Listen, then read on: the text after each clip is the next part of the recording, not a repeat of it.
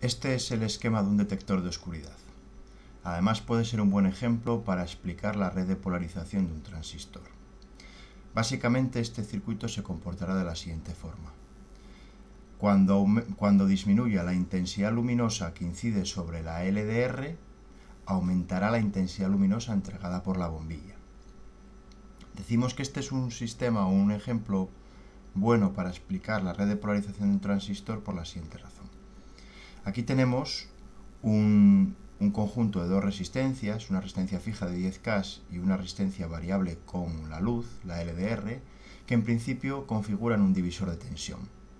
El objetivo de este divisor de tensión es que en determinados momentos del funcionamiento del circuito, la tensión entre este punto, que es la base del transistor, y la de este punto, que es el emisor del transistor, o dicho de otra forma, la tensión que mide este voltímetro, alcance unos valores que estén comprendidos entre los 0,6 y 0,7 voltios, a partir de los cuales el transistor entra en conducción. A partir de ese valor, entra corriente por la base del transistor, el transistor empieza a conducir, permite que circule corriente de colector a emisor y por lo tanto circulará corriente por la bombilla que lucirá.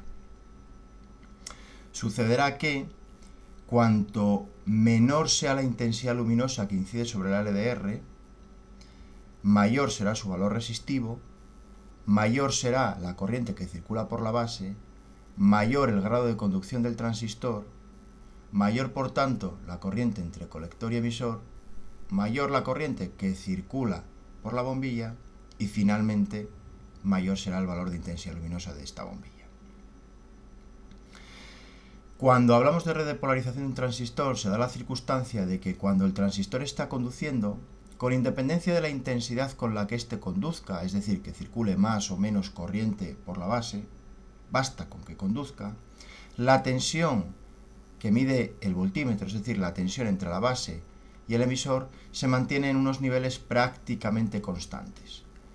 Es decir, para grandes variaciones de la resistencia, de la característica de la LDR, apenas hay variaciones en la tensión entre base y emisor. Como decimos, permanece prácticamente constante mientras el transistor conduce. Mientras el transistor conduce, por tanto, estas dos resistencias dejan de comportarse como un divisor de tensión. Vamos a ver el funcionamiento del circuito. Para ello podemos empezar con el caso que estamos viendo, en el que tenemos gran intensidad luminosa sobre la LDR, poca resistencia, por tanto, en la LDR, no alcanzamos esos 0,6, 0,7 voltios entre base y emisor, por lo tanto no circula corriente por el transistor, por la base del transistor, el transistor está cortado, no habrá circulación de colector a emisor, no habrá circulación, por tanto, por la bombilla y esta permanecerá apagada. Vamos ahora a modificar la intensidad luminosa que incide sobre la LDR. Pasaremos a disminuir esa intensidad luminosa para conseguir, por ejemplo, un valor resistivo en la LDR de 1200 voltios. Ahí deberíamos observar que la tensión alcanza ese valor del que hemos hablado, a partir del cual el transistor empieza a conducir. Lo empezará a hacer gracias a que circula una pequeña corriente por la base que veremos reflejada en una pequeña intensidad luminosa en la bombilla. Si la bombilla luce, indicativo de que el transistor conduce. Cuanto más luzca la bombilla, más conduce el transistor.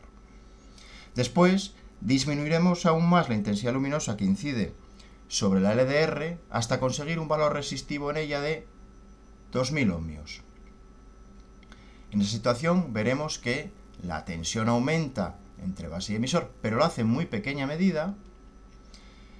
El transistor va a conducir más que cuando la resistencia en la LDR era 1200 ohmios, y eso lo vamos a ver porque la intensidad luminosa en la bombilla es más alta. Y finalmente forzaremos a tope la disminución de intensidad luminosa ambiente. Veremos que la LDR alcanza un valor en torno a los 8000 ohmios.